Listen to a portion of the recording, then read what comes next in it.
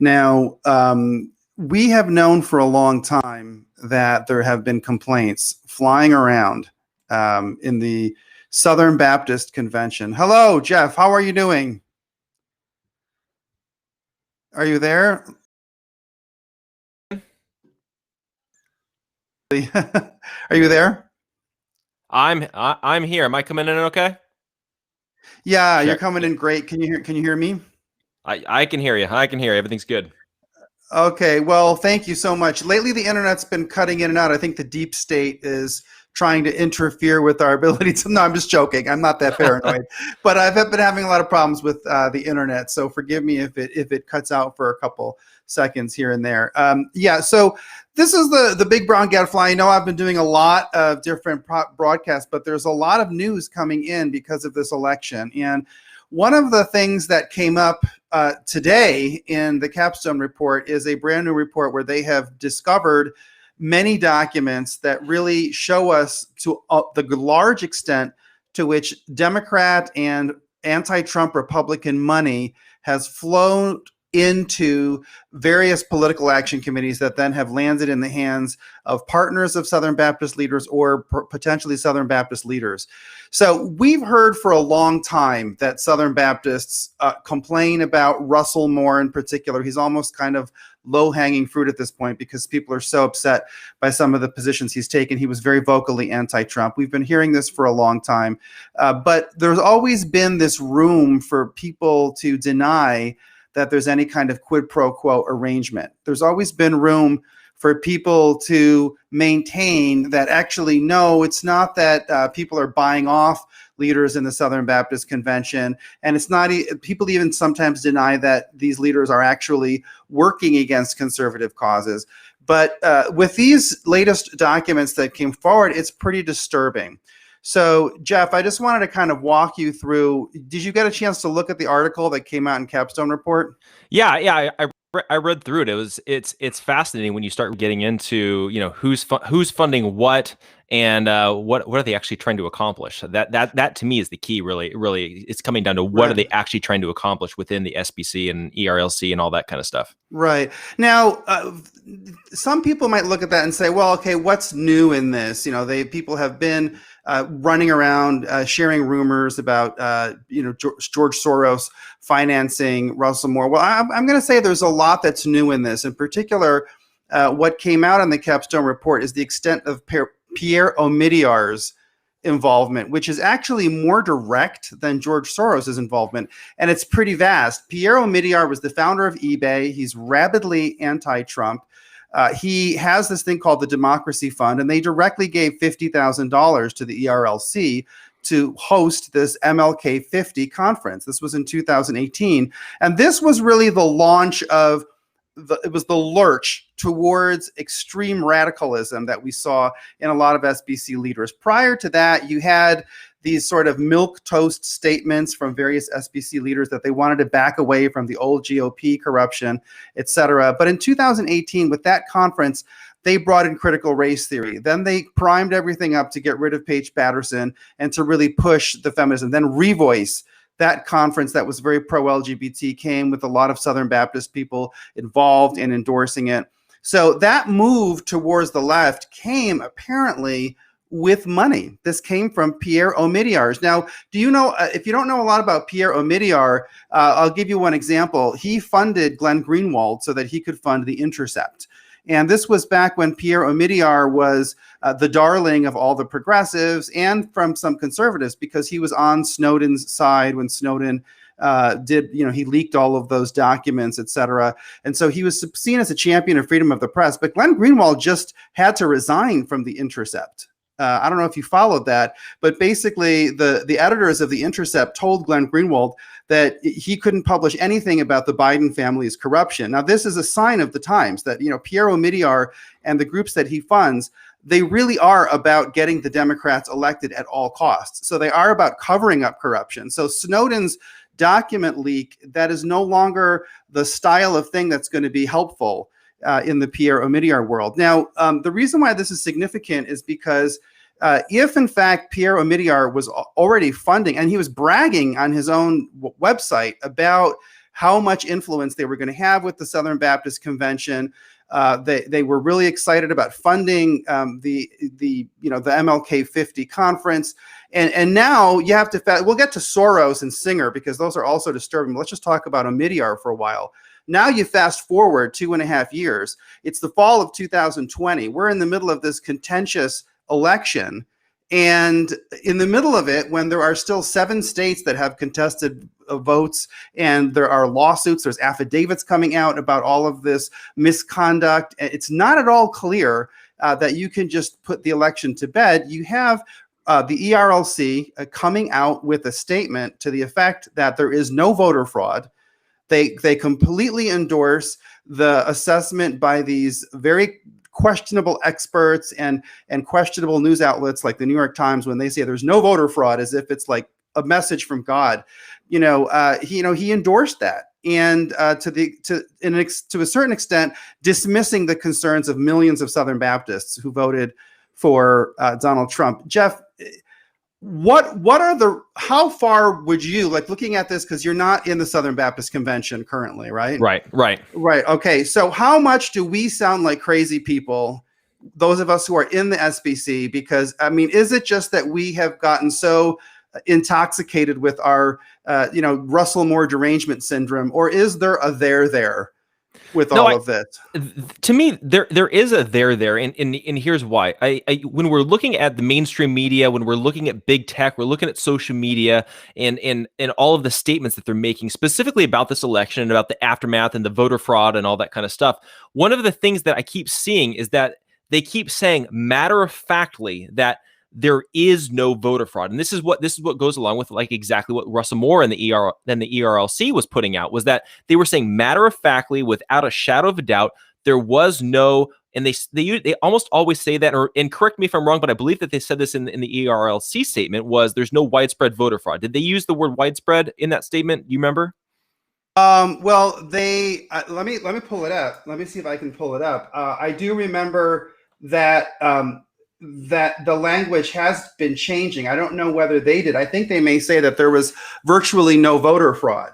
Okay, yeah, because one point that I did want to make about that is, like, most people are saying there's no widespread voter fraud, and I have noticed that some people are changing. And Bobby, when you pull that up too, I'll be interested to refresh my memory on whether what their wording and what their language was when it comes to that. But a lot of times they're saying there's no evidence of widespread voter fraud. But in reality, when we look at the situation, oftentimes we're not saying there's widespread millions upon millions upon millions of votes that were, cast illegally or whatever it is. Oftentimes it's very specific precincts or counties that are very important to a particular swing state. And, like, for example, here we're looking specifically at these very close states like Arizona and Georgia and Pennsylvania and Michigan and Wisconsin. So we're not necessarily making the accusation of widespread voter fraud, although I wouldn't be surprised, but we're making specific accusations about specific areas and specific states. So what they're trying to do is they're trying to discredit us and discredit conservatives and Trump supporters by using this word widespread when it comes to voter fraud, when we're not even making that argument. It's like they're building up a straw man, and then so that way they can shoot it down. Right. Well, here's the actual language of the ERLC statement, which prompted this expose that came up from enemies within the church. They said, they post in bold, has there been significant voter fraud in this election? They use significant in the question. And then their statement is, currently there has been no evidence that voter fraud has been occurring. Now, this was posted on November 6th.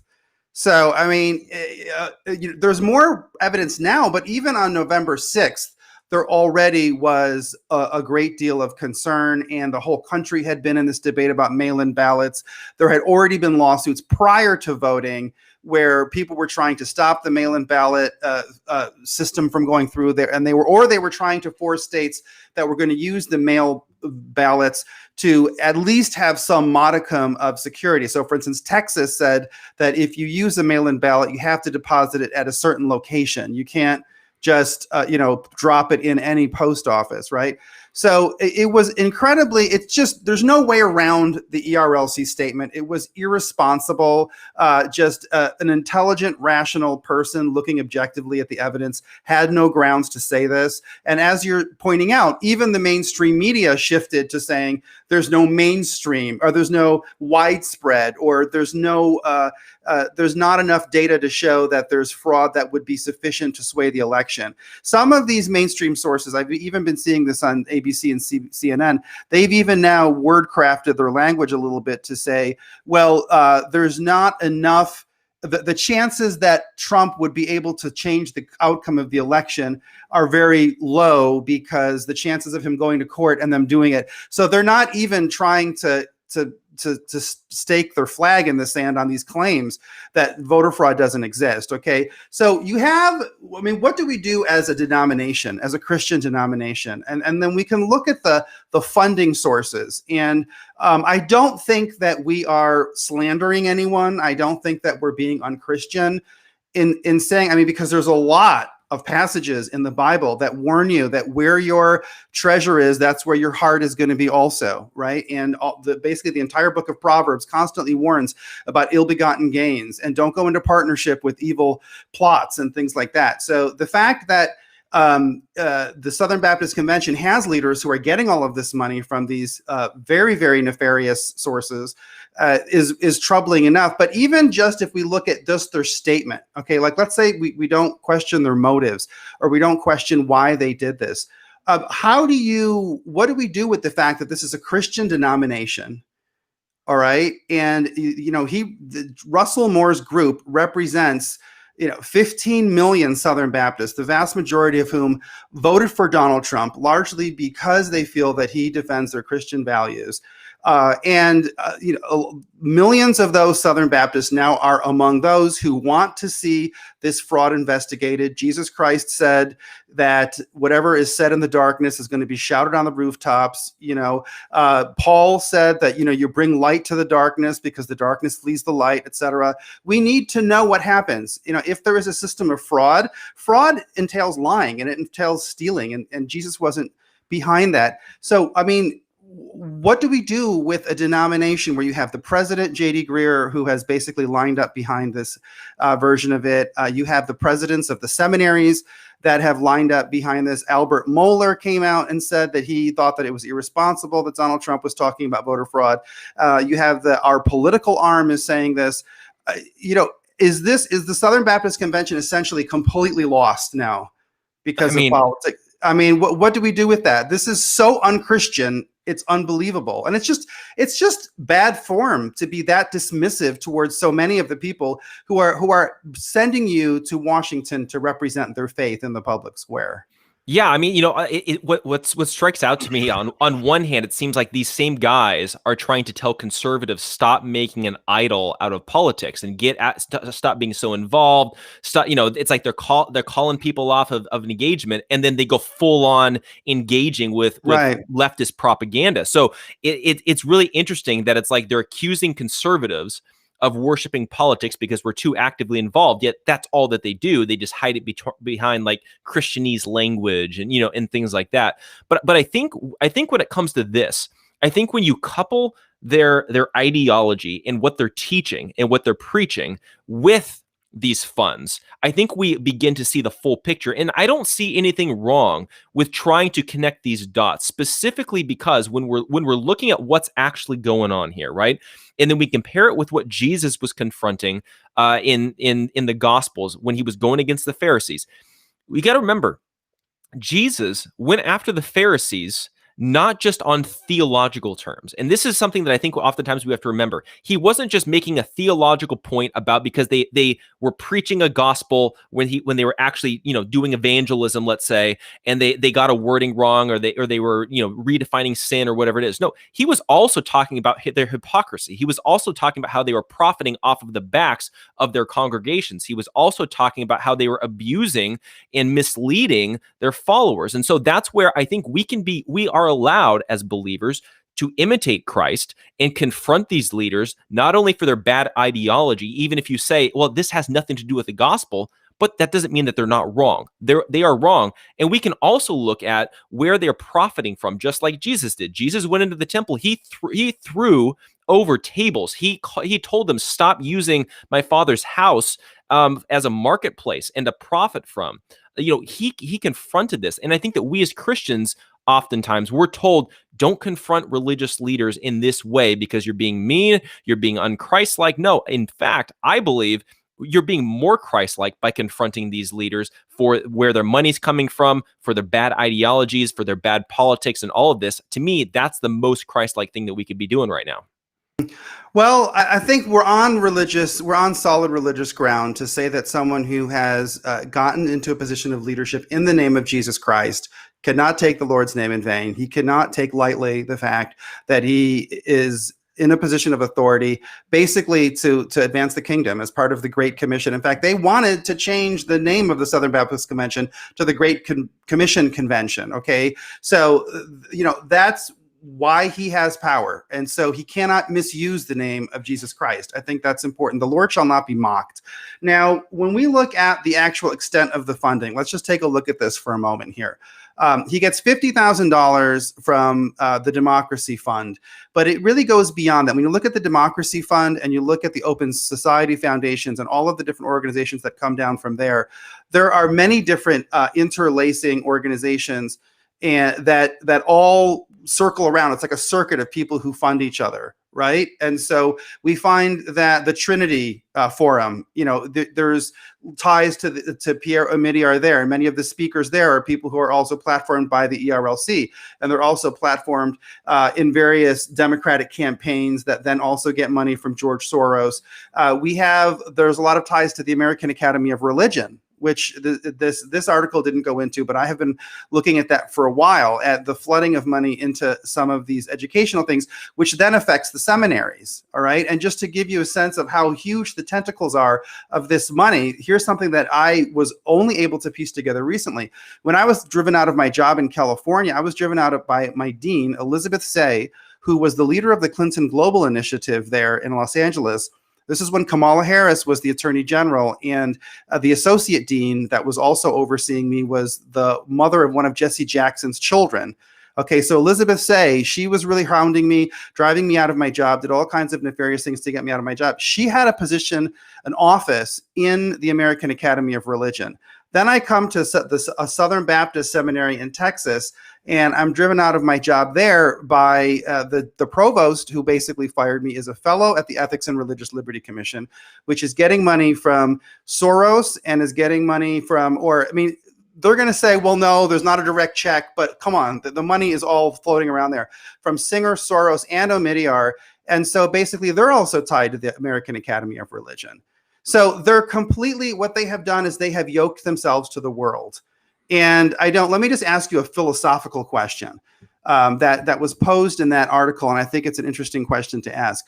If in fact, somebody like Russell Moore or Albert Mohler or one of these people, if they looked at the facts and they felt that, okay, there was a serious possibility that there was fraud in this election, that it was critical, that it represented a serious breach of public trust, and that this would call into question the legitimacy of the election, if that's what they felt in their heart of hearts, would they be able to say that publicly? With the money involved, you mean? Yeah, would they be able to say that publicly? Like, what do you think would be the consequences for them if they came out and they went against what their funders or their funding partners, let's say, just to be safe, wanted?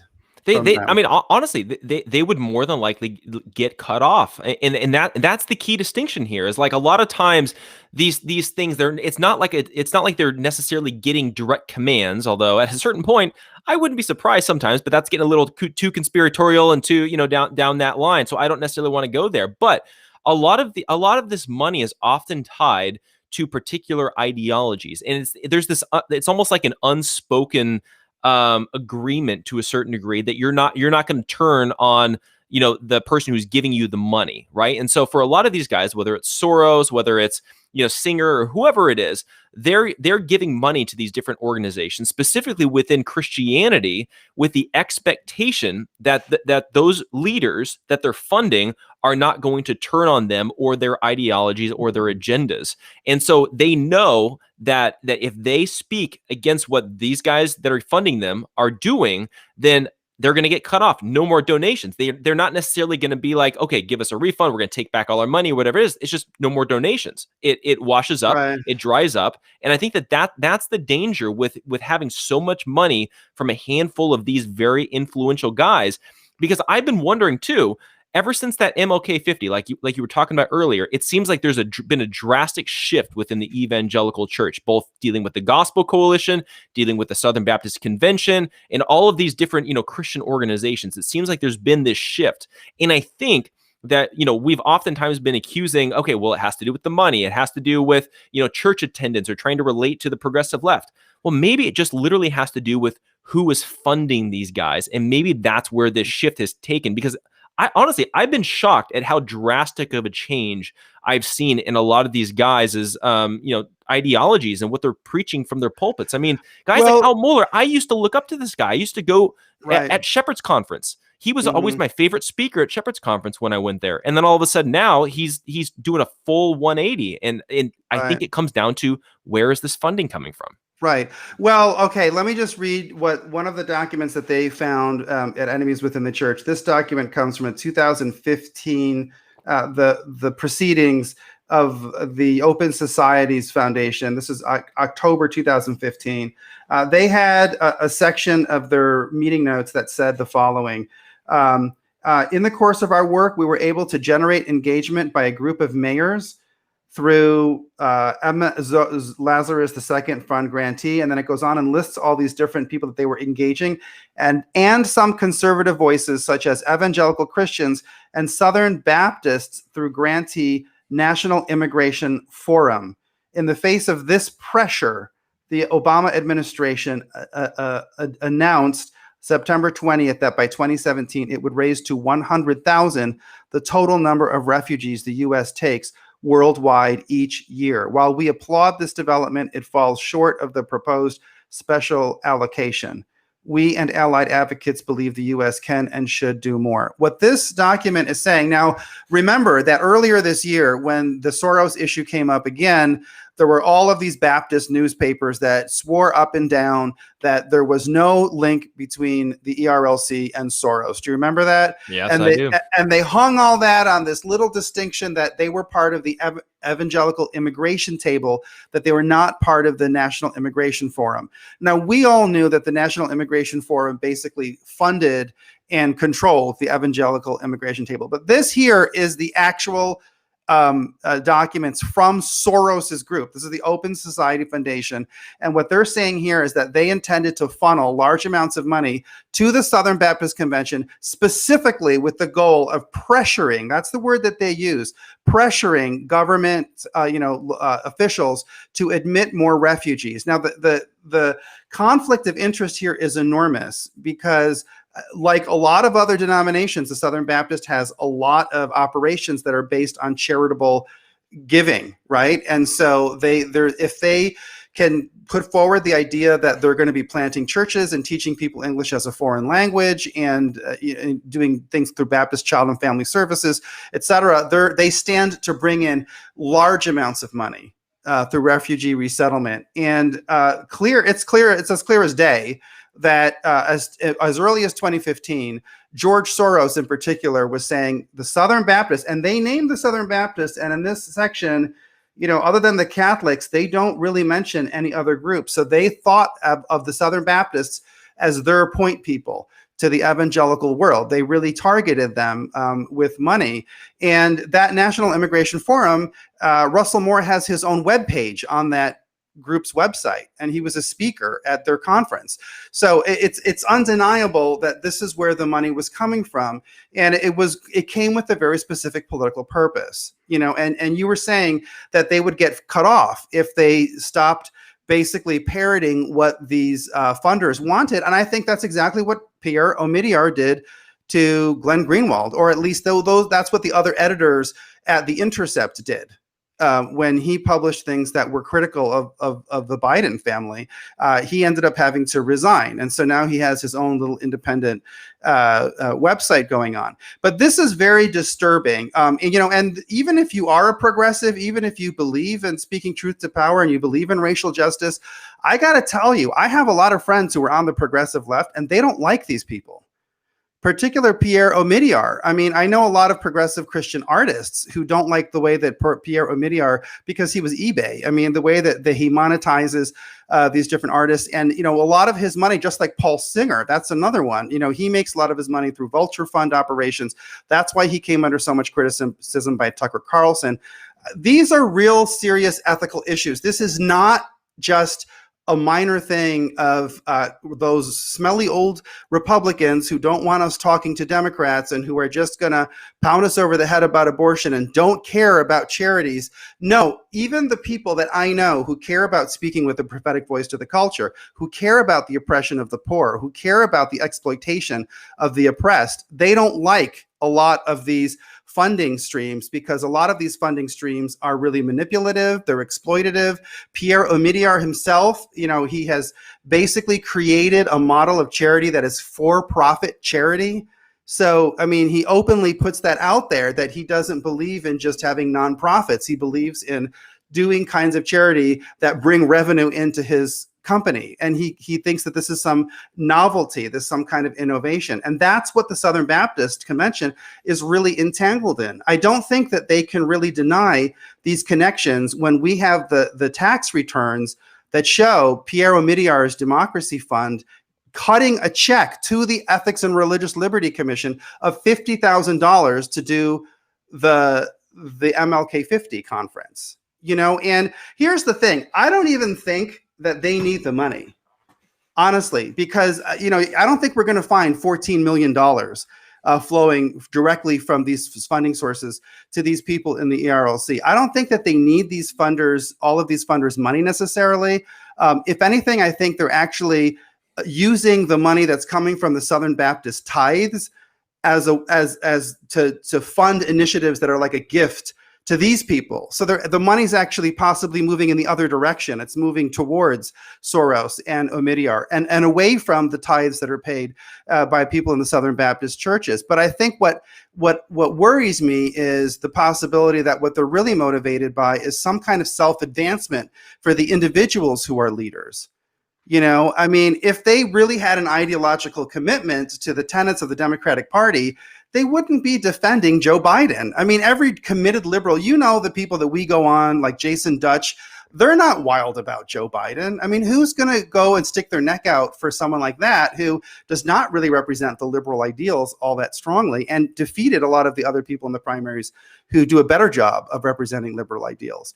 I don't know. I mean, does he really need this much money? I mean, why did he need $50,000 for a conference for MLK? We have conferences all the time, book a banquet room at the Holiday Inn, invite a couple preachers from local churches, get like a little, small little digital camera, to film the whole thing, put it on YouTube. Why do you need $50,000? That's the question I have for you, because you have more experience in dealing with these evangelicals. Why do they reach out for this glamour and these platforms that, when a lot of times I don't even really see how they get rich off of it? I don't really see where they get benefit from it. I mean, why do they do it? Yeah, I don't, it's a good question too, because I think a lot of times we look at these organizations, right? And especially when you're dealing with a lot of these nonprofits and you see, okay, somebody donates $50,000 or $100,000 or $150,000, right? But the thing is that it goes to the organization. It's not necessarily going into, let's say, Russell Moore's bank account, right? And so that's where you start getting into, okay, so what's the motivation?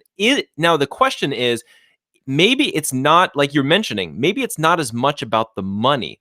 Maybe it's about the contact. Maybe it's about the access. Maybe it's about the potential influence and how that can then, help them springboard into something else. I don't know what that might be, but if you begin to have access, if maybe these guys are providing more value to guys like Russell Moore or Al Mohler or any of these SBC leaders that seem to be flipping as of lately. Maybe they're giving them access to certain people or influence or things like that that they didn't have before. Maybe that's what's appealing because again, I don't think Russell Moore is necessarily taking $50,000 for a George Soros or Pierre or whoever it is and sticking in his back pocket and profiting off of it in that sense. So that's where we got to start figuring out, okay, why is this connection there? Who is it benefiting? And why are they allowing this to happen? And why are they allowing themselves to be corrupted by this money and by these connections? Because clearly, if they understand biblical theology, if they understand anything about like eschatology or anything along those lines, everybody knows if you read the book of Revelation, what the globalists and these leftists are promoting is everything that the Antichrist is promoting in the book of Revelation. That, to me, is the scary thing. These guys that are supposed to be theologians, that are supposed to be studying the word, they should know better. If you're looking at the platform of the Democrat Party, you should know that everything they stand for is warned about in the book of Revelation. So why are we pushing the church towards that? Why are we pushing the church towards a borderless society? Why are we pushing the church towards a more globalist society? I thought that's what we were supposed to be opposed to because that's what the Antichrist agenda is. And so, and again, a lot of that depends on which eschatology you apply yourself to and things like that. But for me, I'm just like, these guys who understand the Bible, you can't say that Al Mohler and Russell Moore and guys do not know the word of God. They know inside and out. So then the question is, why and how are they being compromised? That to me is the scary thing, that they know better. These guys know better. I've heard their sermons. They know better. But for whatever reason, over the last few years, they've compromised. I don't know what's gotten to them. Well, I can tell you one theory or one possibility that has a lot of strength to it, which is if people understand the way that all of the mainstream media works, you may watch CNN or Fox News, they all follow the same rule, even OANN. And you see some talking head on there and you wonder, why is that person on the TV and not someone else I know who's really, really smart? Okay, there are public relations firms who completely run that whole system. You need to have a good publicist. You need to be represented by somebody good. They're the ones who book you onto those shows. If they turn on you, and I know this because I recently lost a publicist because of conflicts after I got fired from the Southern Baptist Seminary. So I know how this goes. You lose your publicist or your public relations link and you're shut out. And for people who have been on the TV all the time, like somebody like Russell Moore or Al Mohler, someone who goes on Larry King and they're on the MSNBC, they're talking in front of Anderson Cooper. That was the deal with Karen Swallow Pryor. To be shut out is almost like a social death. For them, it is more painful than dying. And so it might be just the way the devil works. These organizations like Open Society Foundations and like the Democracy Fund, they manipulate specific people who they know how to push their buttons and they know how to get them to do this. Sometimes you would be surprised how some of these people who serve their interests don't even get anything out of it. They don't enrich themselves. And I would almost be more comfortable, I hate to say this, if they were personally enriching themselves from it, because the other possibility is that they're taking money that Southern Baptists are giving them for the pews, and they're putting that into initiatives that are really advancing the goals of the Open Society Foundation or of the Democracy Fund. The MLK50, how much money did they put into that came from the pews, from the Southern Baptists giving through the cooperative program? And ultimately, was that a gift really ultimately to Pierre Omidyar? Did Pierre Omidyar probably by the end of it all got more from his investment than he put in?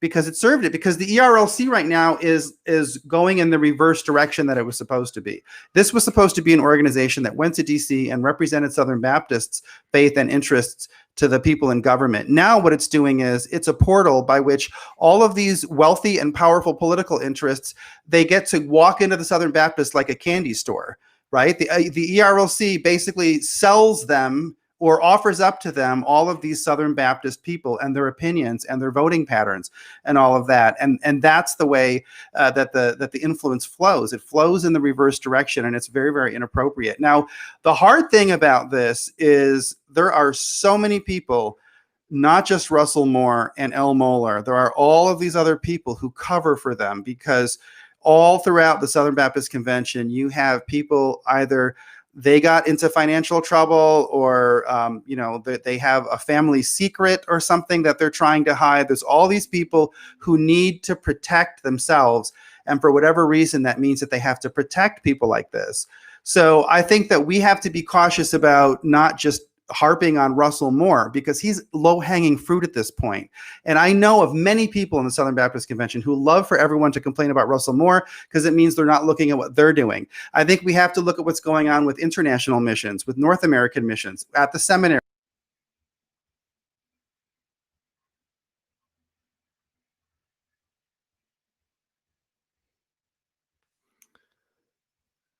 Let's see. Did we lose Bobby?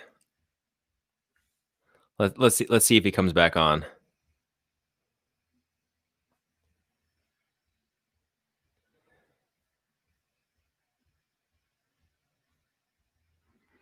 Yeah, it is an interesting conversation. I'll kind of fill in until hopefully he comes back on here. But it is an interesting conversation dealing with this idea of corruption within the here we go. I think we got Bobby back. Here we go. I don't know. I'm telling you, it's the deep state. I know. No, dude, they are trying to shut this conversation down. I'm just saying.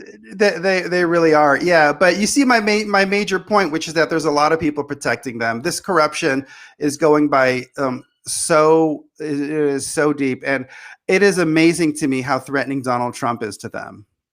What do you think it is about Donald Trump that has really struck a chord with and let's just even go with the Southern Baptist Convention, right? Because I've been talking with a lot of Christians, right? And they're looking at him, and it's one thing to say, like, he rubs me the wrong way because he's arrogant and he's had multiple wives. I get that sort of thing.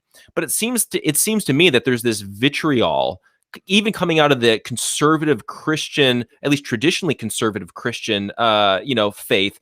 And there's this vitriol towards Trump that's all. It's like Trump Derangement Syndrome within conservative Christianity that to me has been shocking, especially with the number of Christians that have gone so far as to not just say, I'm going to vote third party, or I'm not going to vote because I just can't bring myself to vote for somebody like Trump, but to where they're actually going and voting for Biden. What is it about Trump that you think upsets these guys like Russell Moore, Al Mohler, this crowd, but then also their followers? What is it about Trump, do you think?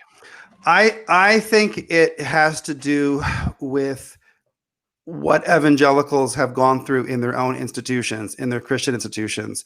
What shocked me when I left California and came to Texas, and I started teaching at a Baptist seminary, was I couldn't believe how docile and obedient everybody had to be to stay in their positions. I had heard myths about this horrible Christian right when I was in California, and I thought that was just liberals making up fairy tales. And then I got to Texas and I realized, oh, this is why you find all these people who move from Iowa and Texas and Alabama to big cities and complain about the Republicans back home. There is sort of a church world where whoever is in a position of authority controls everyone. This is what I saw at Southwestern Baptist Theological Seminary. Paige Patterson was removed. Adam Greenway came in as the new president.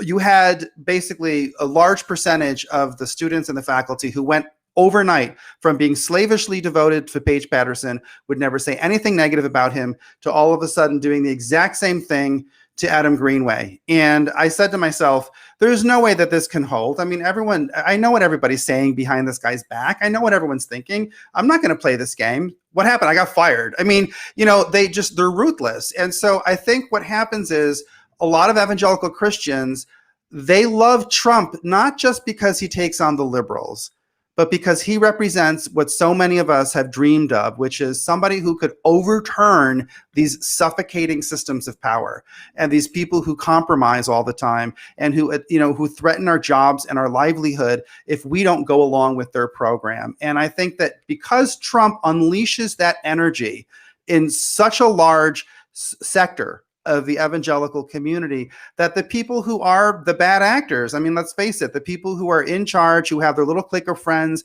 and they spin this money around like a top, and they all pat each other on the back, and they suppress anybody who's different. They cover up their secrets. They're just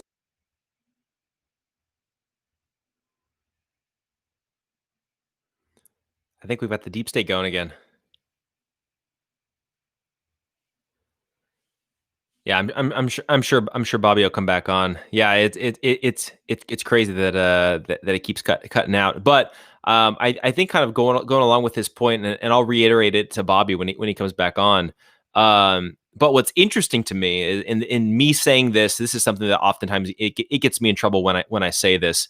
But the thing about Trump that a lot of Christians don't understand but need to understand is that a lot of Trump's strategies for confronting the people in power, the mainstream media, the fake news, the establishment politicians, the deep state, all that kind of stuff. The reality of it is I firmly believe that Donald Trump is actually using the strategies of Jesus Christ from the New Testament that we find in the Gospels. He strategies. Now, Bobby, I don't know if you heard that, but I was. I'm literally suspecting that this is a deep state plot. it's got to be, and we're not being conspiracy theorists at all. Right, but when you were gone, so I was just kind of making this point, and I want to kind of get your thought on this, right? Because this is an interesting thing. So it seems like what a lot of the evangelical Christians and a lot of these leaders, what seems to upset them about Trump seems to be his tweets, seems to be how he confronts the media, the deep state, the establishment, the corruptness, right? What I'm wondering is Trump actually using the same strategies that Jesus used in the Gospels when confronting the Pharisees and the Sadducees and the scribes and the systems that were in place back then? I mean, when you think about it, Trump, everybody gets mad at him for referring to the mainstream media as fake news. What's the difference between calling them fake news and attacking the media for lying, and Jesus calling the Pharisees, "Woe to you, scribes and Pharisees, hypocrites"? What's the difference there? Also, on top of that, Trump is publicly going after them and exposing them directly to the people in the same way that Jesus went straight to the people and exposing the Pharisees. And I'm wondering if that makes people uncomfortable, that maybe what they're seeing that we've got this guy who's more than likely not a true Christian, that's behaving more like Christ in his flawed way than many of us within the church. And I'm wondering, is that making people feel uncomfortable enough to where maybe that's why there's this subconscious hatred towards Trump? Well, I think that you're onto something. The way I would put it is that the analogy holds, even if we're not going to equate Trump to Christ, because Right. Christ was perfect. But all of somebody like Paul or the other apostles, they definitely were in that position, right, where they were confronting all of these authorities and these people in high power. And the people in the Southern Baptist Convention, these are people who they know their Bible. They studied the New Testament, and they have preached on some of these passages like Matthew 23 so many times. They know it like the back of their hand. I think that there must be something deep in their consciousness that must really unsettle them. When I just think that some of these people must go home at night and look in the mirror and say, I have become some of these characters from Jesus's ministry. I've become the Pharisee. I've become the Sadducee. I've become, the occupation collaborator like the Herods, or I've become like the Roman administrator, or I've become like the mob crying for Barabbas, or I've become Barabbas. They've become some of these characters because obviously those of us who are evangelical and who have been in it for so many years, these stories live within us. And they're part of our guilty conscience, and I do think that he probably does unleash a certain amount of guilt and self-recrimination among these people that, let's face it, that the church really is. Now, it's interesting because there's a whole other problem with Trump, which is that he does surround himself with a mix of evangelicals. Some of them I'm like, great, it's so awesome that now you have an audience with Trump. Others I'm like, this is like grifter 2.0, but I still think that overall, the fact that Trump is just basically like a bull in a china shop, and he doesn't code everything, and he's not scared of these people calling up his church elders or excommunicating him, or putting some kind of omerta on him, and that he just doesn't care. I think it really makes them shake to their bone, and the fact that he's doing it from within the Republican Party, so that they can't even fall back on their old Republican platitudes, because the Republican establishment that kept them so nicely feathered in their little sinecures. Now that Republican Party has basically been trounced by Trump, and they can't guarantee them any kind of more security like that. Yeah. Now, look historically, and again, you would know the history of like the SBC more than I would, because I've been more following them more recently, right? But let's say like pre-Trump, and I'm not trying to turn into the interviewer but I'm asking questions, right? Yeah. So looking at like the history of the SBC, now, did the SBC have, let's say, more influence and control within the Republican Party pre-Trump than they did post-Trump?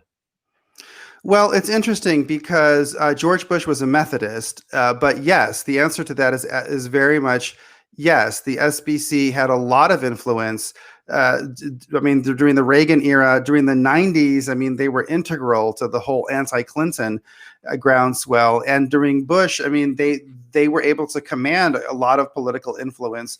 I think a lot of people rightly felt uncomfortable with the way that they were yielding political influence, because it felt like, Bush, with all of his wars, he would use the gay marriage referenda to get all these evangelical Christians to be loyal to him, when he was then using his military power to go and invade countries in the Middle East that we didn't feel like we needed to invade, and all that stuff. So I think there were criticisms of that influence that came from a really rightful place. But then what happened was, when Obama came into office, then of course the Southern Baptist Convention was kind of put on notice. You're not going to be able to get a meeting with him. You got to send the right Southern Baptist, and that was Russell Moore. You've got to send the person who kind of coats everything in this, Jesuitical social justice kind of stuff. We're going to talk about Matthew 25 and charity and the rights of immigrants and stuff. And ultimately, even though they had an office with Obama, I don't think that they had the same kind of pull.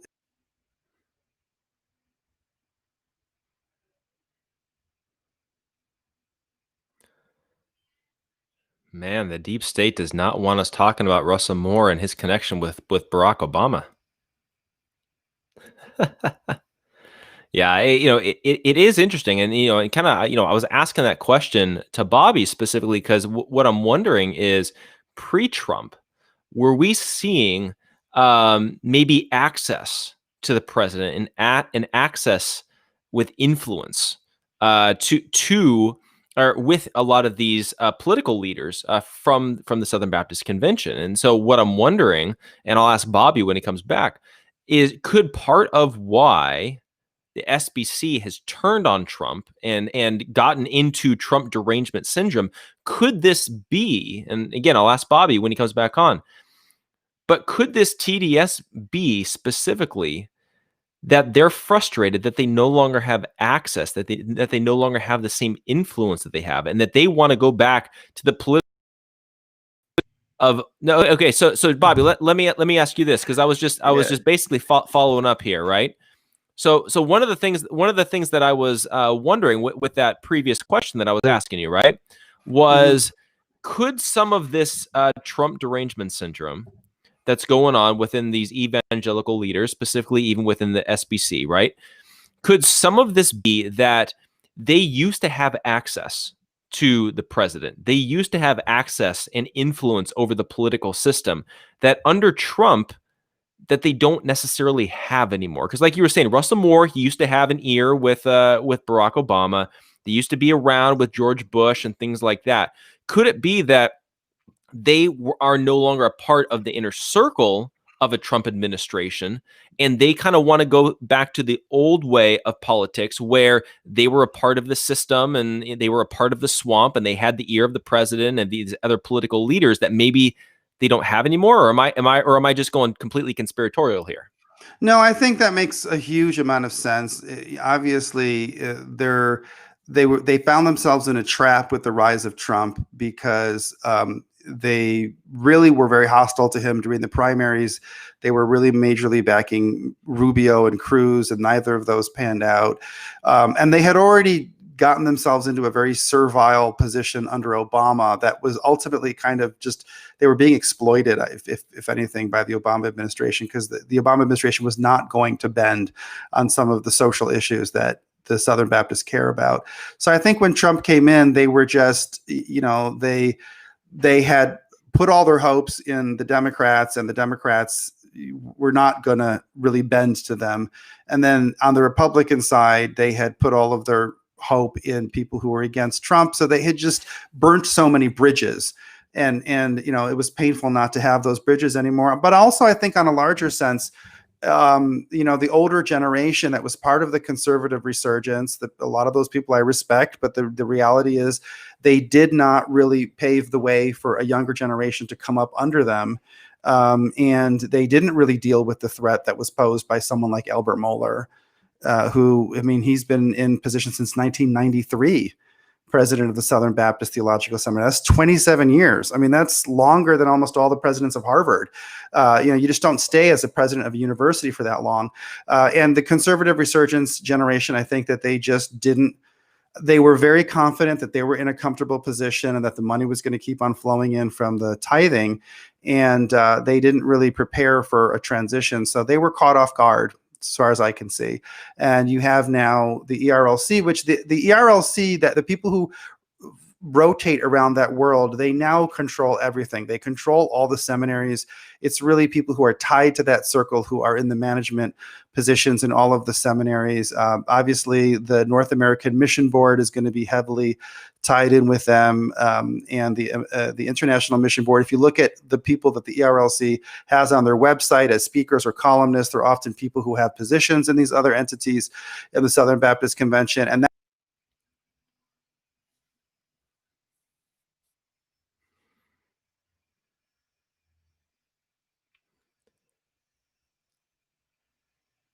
Yeah, let's see if he comes back again. Oh, because it's a bummer too, because I feel like we were just getting to the important point right there. So yeah, it is interesting seeing the ins and outs of how the SBC works and the potential corruption that's going on within all of this. And I think it's important that we understand this too, and that we don't shy away from talking about these important issues, because I think in all reality, when we're dealing with corruption, specifically within the evangelical church, this is one of those things that I think a lot of Christians, they want to take it back to Matthew 18. They want to take it back to, let's deal with things privately and all that kind of stuff. But I think we have to deal with these things publicly. These things need to be brought out into the light, so that way we can understand what these leaders that we look up to and that we respect and that we're funding, what they represent and what they're doing and what they're standing for. Because again, if you keep everything squashed, if you keep everything down low and hidden and in secret, oftentimes what will end up happening is that you will continue to fund and promote these organizations that you thought that you could trust, that you thought that were looking out for you, like the ERLC. The ERLC is supposed to be there in order to essentially lobby and fight on the behalf of the Southern Baptist Convention. And yet it seems like they've gone the completely opposite direction, and that they are actually turning that organization into actually fundamentally promoting leftist progressive ideals within the Southern Baptist Convention. It's almost like they completely reverse course and are focusing on influence as opposed to pushing the interests of the Southern Baptist Convention into politics and into Washington D.C. and all that kind of stuff. And this is kind of the scary thing that I think that we're dealing with today, with the evangelical Christianity, with the evangelical leaders. And again, that goes SBC, it goes Gospel Coalition, it goes Tim Keller, goes Russell Moore, Al Mohler, J.D. Greear. Kind of the list goes on. And these guys, what they're doing is they are wielding their influence and power and support and finances and things like that in order to be promoting these leftist ideals and these leftist aspects, and they're tying it together with biblical theology and biblical Christianity, and they're using Christian language and tying it together with trying to justify these progressive political statements and political ideologies and laws and things like that. And I think that this is the danger right now, within Christianity is that we have a people that are not that educated, biblically speaking. There's plenty of people that are, but the masses are not, because these pastors have been dumbing down a lot of their teachings, and where people are not biblically trained in biblical theology. And so that way, when you start coming in and you start talking about how the Bible teaches that we're supposed to be welcoming with open arms the illegal immigrants and the refugees, and we're supposed to just we're supposed to support the government helping the poor and taking care of all of this and doing all this, as opposed to saying, hey, biblically speaking, it's up to the individual. The individual should be going to help the poor. The individual should be going to help other individuals and help your community and things like that. Don't pass that off into the government. It should be personal responsibility. It's interesting when you begin to see these leftist talking points infiltrating into the church, and then on top of that, we can take it a step further, and we begin to see redefinitions of sin being influenced by progressive ideology. And that's where these ties to finances really come into play, is that the people that are funding people like Russell Moore, the ERLC, the Southern Baptist Convention, the people that are donating big chunks of money, wielding influence, they're actually causing these Christian biblical leaders, who should know better because of their study of God's word, they should know better, but now they are actually going so far as to redefine sin. Now we start getting into this idea of sin is now oppression. It's not necessarily you breaking God's commandments. You know what I mean? And we see redefinition of sin when it comes to homosexuality and attraction and all sorts of things. And this is the danger that I think that we're facing right now within Christianity, within the Southern Baptist Convention. And I hope and I pray that we can turn things around, that we can get some good, strong, solid leaders to rise up, that we can get people to actually take a stand and to redirect the church back to biblical Christianity and away from the corruption that we're seeing happening within these Christian leaders and evangelical leaders. And I'm praying and hoping that there can be a change happening. And I hope that it happens soon. And, that's why I'm very appreciative of guys like Bobby, because he's willing to take a stand and articulate biblical truth and articulate and confront the corruption that we're seeing within Christianity. Even, he's taken on politics. He's taken on the SBC. He's taken on these leaders that are supposed to be untouchable, that we're not supposed to confront, that we're not supposed to expose. We're supposed to cover them for, I don't even know what reason, but for whatever reason, we're not supposed to confront them. We're not supposed to confront their error or expose their false teaching or their corruption or their bad ties to the globalists and things like that. We've got to understand what the heck